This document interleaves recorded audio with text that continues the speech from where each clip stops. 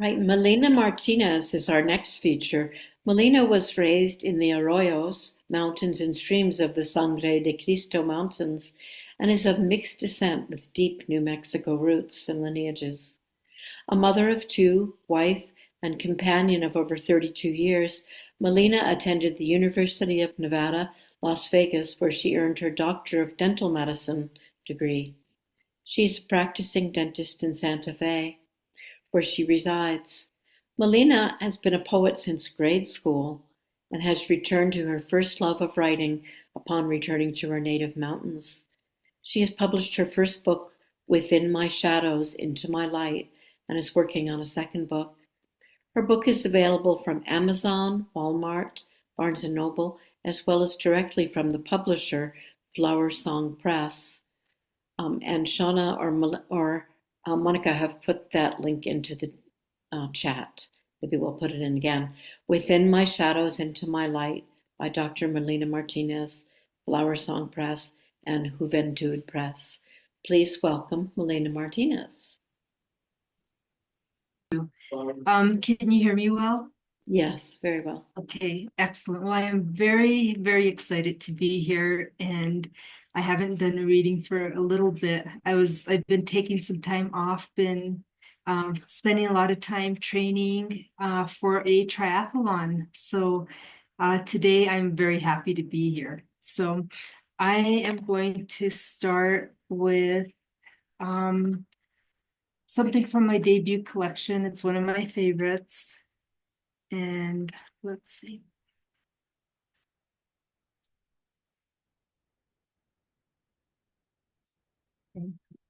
Starving Santa Fe Bears. I hear drifting in with the moonlit sky, the rumbling of starvation.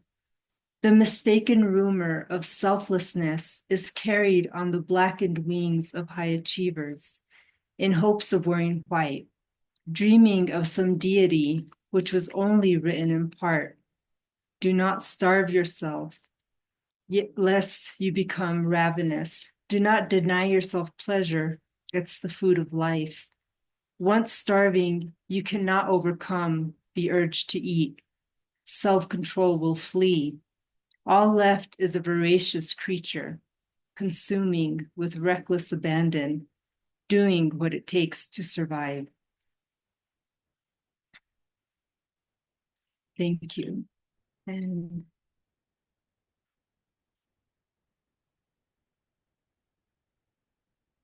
this is Eastern Slopes. This one's based on a vision I had. There is a taste, a feel, kissing with the wind, dancing in the cosmos, being embraced by darkness and light simultaneously. The sweetness of raindrops on one's lips, riding horse friend on the eastern slopes, faster than the wind. The vividness of the flowers being interpreted from within, opening one's wings, feeling the power of sky give flight. The sound of crisp white snow and thin air in all its quietness, the beauty and stillness with all its power. Therein lies the memory of me and the essence of you.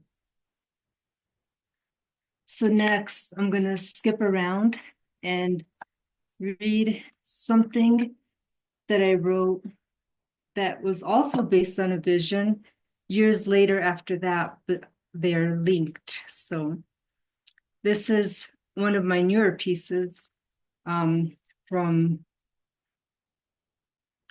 Right Until You Cry. Siberian Ice Maiden. It brings me great comfort to think of her, 2,500-year-old mummy laid to rest on the high plateau, 8,200 feet, someplace in no man's land, at the intersection of cultures and peoples, belonging to everyone and no one at all. Her life cataloged by burial site, and Herodotus trying to make up his mind, perhaps vacillating between warrior and shaman. With her coriander and cannabis, 3-foot headdress, felt to the sky, axe at her side, gold leaf jewelry, the necessities of life, riding the eastern slopes, horse hooves on permafrost, exposed from under silk blouse from the wild worms, layered garments from across the lands, no longer the right size, 6 horses sacrificed right by her side. The August wind called her cool, with her tattoos, mythical companions on delicate shoulders, thin from fighting the fight.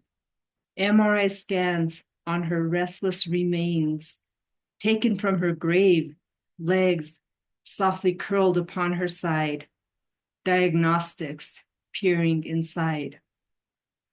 Investigation now complete. Breast cancer into her nodes and into her bones. From one life to the next, from their dreams into mine, she made it across time.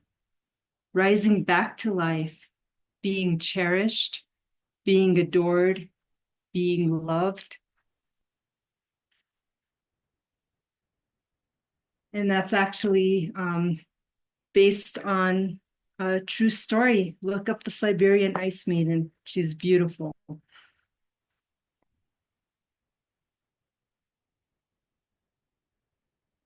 This is Scatter Me. When I die, sneak my ashes to the top of Atalaya, even if the landscape has been transformed and all the trees have burned. Please scatter me slowly and deliberately, for my love of the mountain isn't dependent on her trees or greenery. I do not love her for the shade she provides. I love her for her ever-changing landscape, and especially for her ability to persist in new and different ways. No, my love isn't dependent on any semblance of permanence nor timeliness. It is, however, attached to a certain longitude and latitude that always feels like home. If my ashes are to find more ashes, let us become one. And if they are to find a forest in full bloom, I will be quite content to feed the latest growth. Shall you come upon a new home emerging from the ground? Allow me to become part of the foundation where children might play or lovers might lay. Believe me when I say I am unfazed by the mountain's circumstance. The truth is, I am deeply drawn to the rising slopes that reach out to the heavens.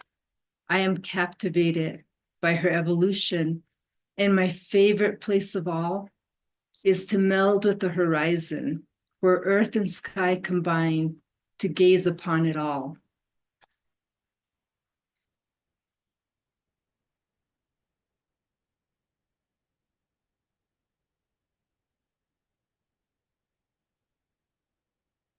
Ode to Hand.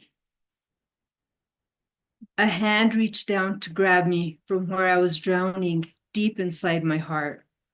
It pulled me up to see the sky rather than the deep blue water covering my head. I had grown so tired of my saturated breaths. I felt myself being yanked out from my own sea. Then I saw the sky again. Now I lay on the shore, soaking wet, somehow in the absence of people, but no longer alone.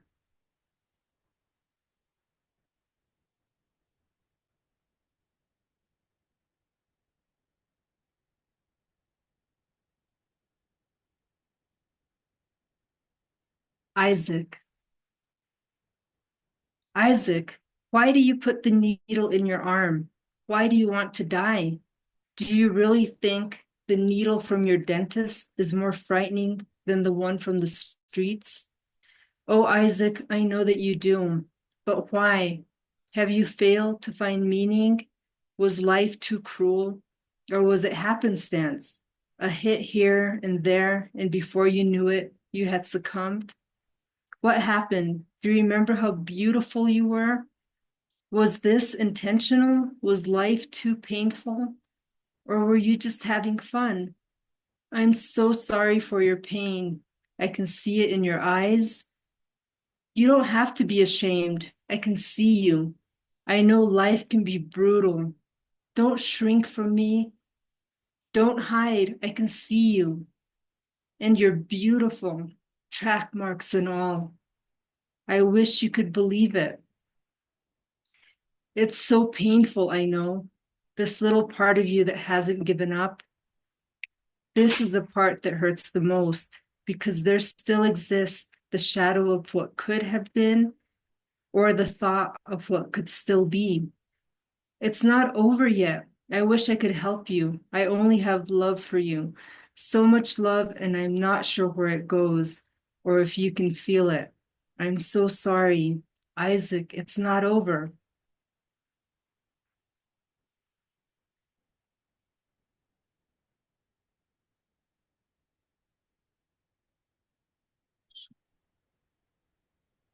I am life.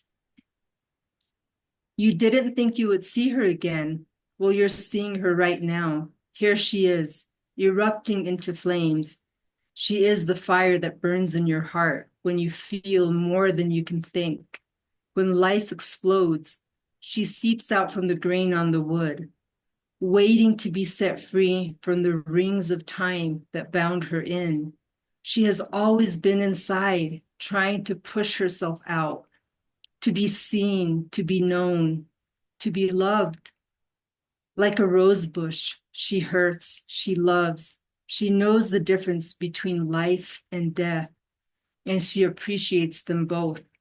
She longs for them both, lighting herself on fire for them equally. She knows no beginnings, she knows no ends. Just right now, what's in front of you. Look at her. Can you hear her? This is how she sounds. You can listen to her soul if you study the lines on her face. You can taste her if you just follow her curves into the unknown.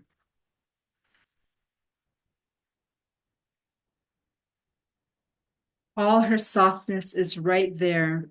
It's encased by fire and thorns. All her benevolence is there. It's shrouded with all that's sharp and bold. Look closely and you'll see her in all her beauty. She is joy, like the wings of a dragonfly, taking you to faraway lands, where the sky is purple and the earth is blue, where love reigns true.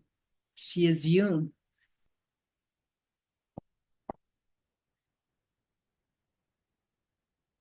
Lake Powell in the early spring.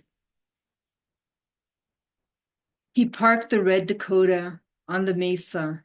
Door swung ajar. I ran to the edge. Down the clay I slid, watching red being diluted to washed out pink. Finally, touching the emerald jewel at my feet, scanning into the sapphire of the deep. Nike Pegasus traded for transforming my toes to fins. No people in sight. My pants were next till I was all fish. I felt the texture of the smooth clay beneath the water, shockingly cold, glistening in the sun. I had the vision before it occurred. Standing on the edge, walls of protection encircling such depth. I was taken before I arrived. No hesitation in sight. It was a move of conviction, head first, feet last, to flow with the water, to go under, to shiver, to have the sun diminish in sight. I didn't know how deep I could go. I went in, I went down, down, down, till I remembered the air I had forgot, shooting me back to mammalian form. And when I surfaced, I gulped in the sky, now exhibiting her deepest shade of blue with a singular puff of white. Naked in the water, far from the arms of the cliffs, I floated on my back. feeling my body rise and fall with each breath, knowing this is where I belonged. Nearly ingested by lake and sky, I could hear a voice calling out from above, "Be careful." It was too late, all caution already handed to the wind. I felt as safe as I could be, embraced fully by the water, held in such love. I sank my head down till my ears were under, my face covered, nostrils narrowly peeking out, shivers expunged, and the world was coming to a standstill. Um, Barely moving my legs, the voice from beyond became muffled, and I could no longer make the words out, making me singular and fluid, alone even amongst any crowd. I no longer cared about body image, unified with the water, carefree as she. Spectators were now free. If some stranger was to come and slit my throat, it mattered not. No, I didn't care because the moment was perfect, so worth life. It was brilliant. It tingled with immortality, persisting infinitely. This is fire. Fire.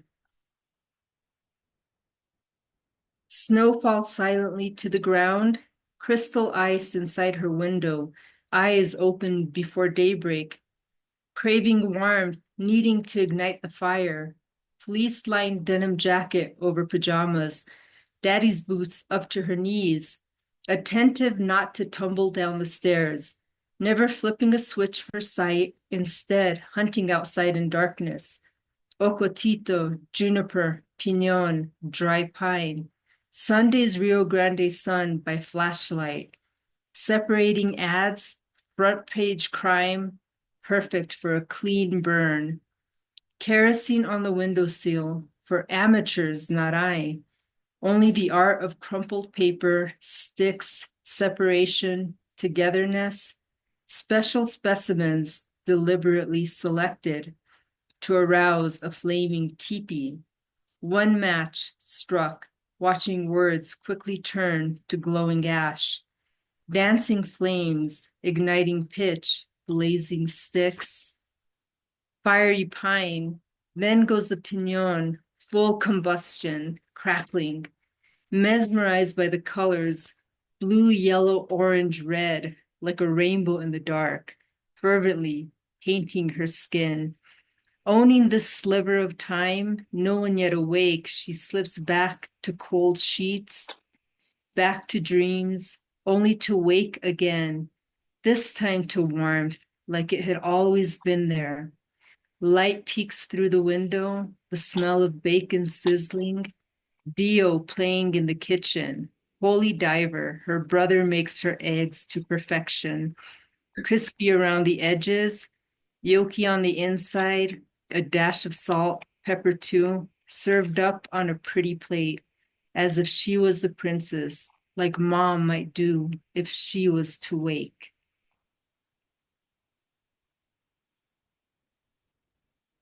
And thank you very much. I'm not sure what happened to my visual.